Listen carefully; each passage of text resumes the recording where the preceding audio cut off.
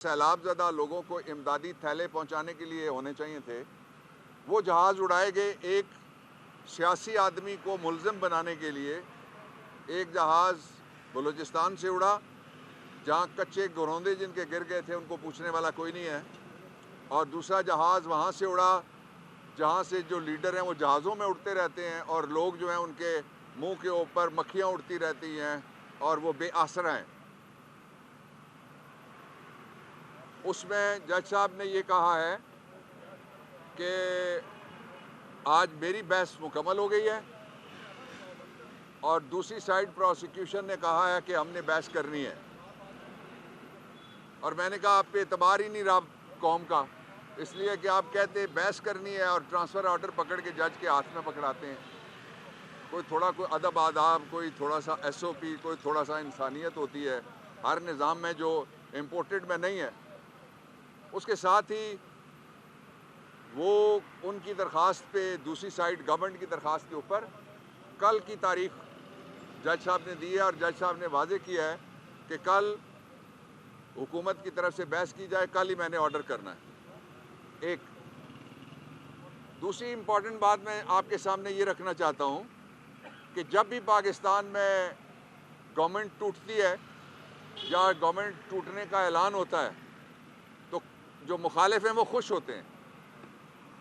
ये पहला PDM पहला सियासी जत्था है मुजरिमों का जो इस बात पे रो रहा है, दिन रात रो रहा है, दिन रात जाग रहा है, दिन रात भाग रहा है, दिन रात तरले कर रहा है। कोई तरीका ऐसा हो कि बलूचिस्तान और सिंध में वो बैठे रहें, और वो तभी हो सकता है अगर इमरान खान पंजाब और KP की हुकूमतें ना तोड़ें।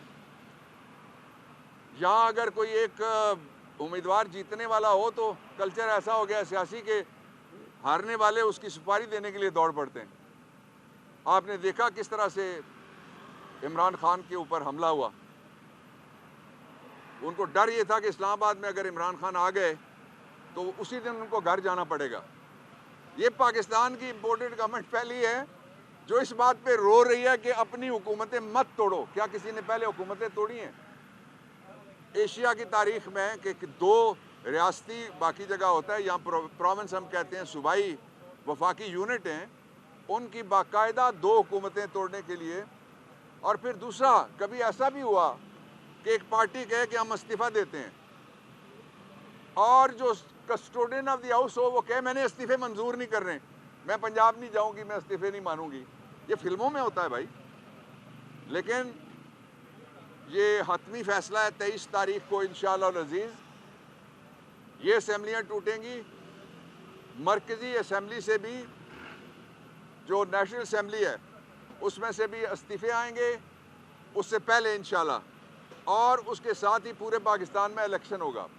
आप ज़रा गौर कीजिएगा कि ये 7.5 किलोमीटर का इलाका है और इसके बाराको वाली साइड पे भी, इसके फैज़ाबाद वाली साइड पे भी, इसके टेक्सला वाले साइड पे भी और इसके मारगला वाले साइड पे भी सारी तरफ इलेक्शन हो रहे होंगे। तो इसलिए ये हुकूमत पहले जाएगी। 66% पाकिस्तान अगर इस निज़ाम पे अदम एतमाद करके वो बाहर निकल जाता है तो ये सिस्टम गिर जाएगा, इसको कोई नहीं रोक सकता। उसके साथ ही ये है कि इस वक्त मईशत को वहाँ पहुँचा दिया गया है जहाँ आप खुद जानते हैं कितने पैसे हमारे पास रह गए। उनमें से $3 अरब सऊदी अरब के हैं, शुक्रिया। $3 अरब चाइना के हैं, शुक्रिया। और $2 अरब UAE के हैं, शुक्रिया। और इसकी आप तकरीर दिखाया करें। ये कहता था कि हमें दे दो, हम 6 महीने में पाकिस्तान को उठा के ले गए पाकिस्तान को। ये इस 6 महीने में जो पैसे आए टैक्स से आए वो कहाँ गए, जो IMF से आए वो कहाँ गए, जो इमदाद आई वो कहाँ गई। आपने देखा मौलवी साहब के जलसे में इमदादी टेंट उनको कारपेट के तौर के ऊपर इस्तेमाल किया गया। तो इसलिए इस जालिमाना निज़ाम से निजात के लिए हकीकी आज़ादी मार्च के आखिरी दिन जो फैसला इमरान खान ने किया था उस पर अमल होने जा रहा है, और इंशाल्लाह बहुत जल्द पाकिस्तान के लोगों को ठंडी हवा मिलेगी। और ये जो कहते थे हम पाकिस्तान की सरजमीन गर्म कर देंगे, इन्होंने अपनी जेबें गर्म की हैं सिर्फ, और कुछ गर्म नहीं कर सके।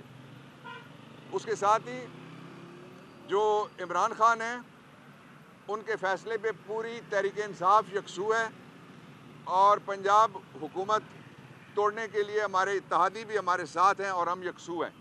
किसी किस्म का कोई नेगेटिव प्रोपेगेंडा काम नहीं आ सकता पीडीएम के। सिर्फ एक चीज़ काम आ सकती है इस मुल्क के कि पहले इन्होंने मैशत का बेड़ा गर्क किया, फिर इन्होंने पाकिस्तान की पार्लिमान का बेड़ा गर्क किया, फिर इन्होंने NRO 2 लेकर एहतसाब का बेड़ा गर्क किया, फिर इन्होंने एहतसाब के कानून का बेड़ा गर्क किया। और अब बड़ी बदकिस्मती की बात यह है कि इन्होंने लॉ एंड ऑर्डर का भी जब से ये आए हैं इन्होंने बुरा हाल कर दिया है। इसलिए पाकिस्तान को बचाने के लिए बहुत ज़रूरी है कि इलेक्शन कराओ और पाकिस्तान बचाओ।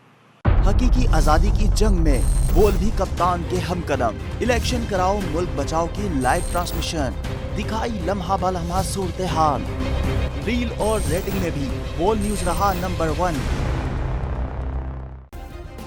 सब्सक्राइब करें और बेल दबाएं ताकि कोई खबर रह न जाए।